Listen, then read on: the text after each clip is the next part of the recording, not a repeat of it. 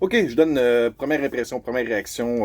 J'ai été voir hier soir en visionnement spécial Ambulance de la réalisation de Michael Bay, le Bayhem Master, Explosion Action. Il y a des gens en sortant qui m'ont demandé comment je trouvais ça pour comparer à d'autres films de Michael Bay. C'est à moins que quelqu'un puisse vraiment m'arriver avec un exemple que je pourrais faire le lien direct. Je peux pas vraiment comparer à un autre film. J'ai aimé le film, mais je n'ai pas trouvé ça extraordinaire comme film. Je vais vous dire ça comme ça. Euh, Aussi weird que ça peut avoir de l'air, il y a trop d'action dans ce film-là. C'est comme il y a pas assez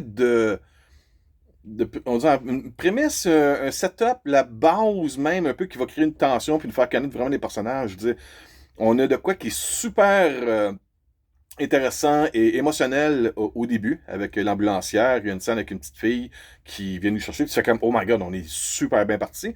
Puis, après ça, on a une situation familiale difficile avec les hôpitaux du milieu privé aux États-Unis.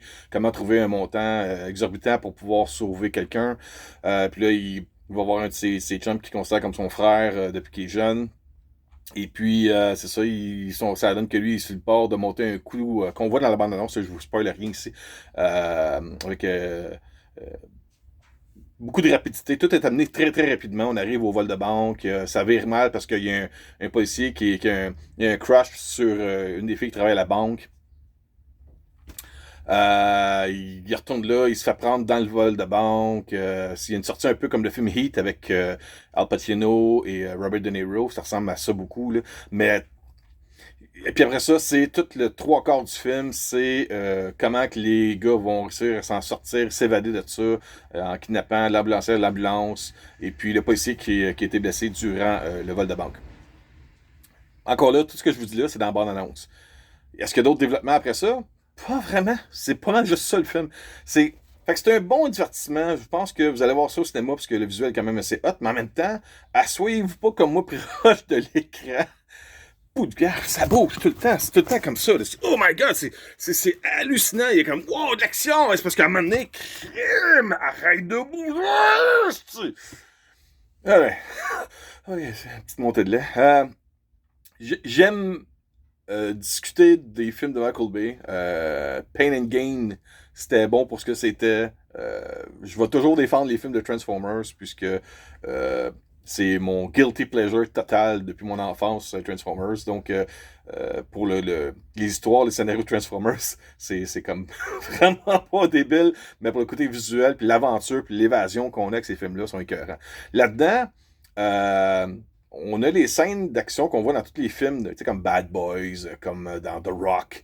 Euh, on a aussi l'impression que Michael Bay vient de s'acheter un, voyons, un drone et il ne sait pas comment s'empêcher d'utiliser pour presque toutes les maudites scènes. On a plein de scènes qui se promènent. Là, wow, ça n'arrête pas. C'est ridicule.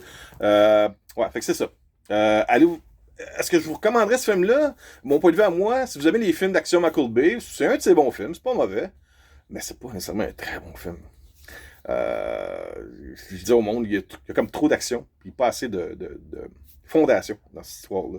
Et puis, ben, c'est ça. Je dirais que moi, je pense que ça va être c'est un peu comme Six Underground là, qu'il y a eu sur Netflix avec Ryan Reynolds, qui était réalisé aussi par Michael Bay. C'est un film où tu as l'impression que Michael Bay il a joué tellement avec des grosses bébelles avec les Transformers, puis avec les Bad Boys avec Will Smith, puis Martin Lawrence, puis avec Sean Connery, tous ces films-là. Là, tu as l'impression qu'il est capable de s'abaisser à juste faire une histoire simple, puis il faut tout le temps qu'il mette ça hyper compliqué, hyper évolué, hyper action, puis ben.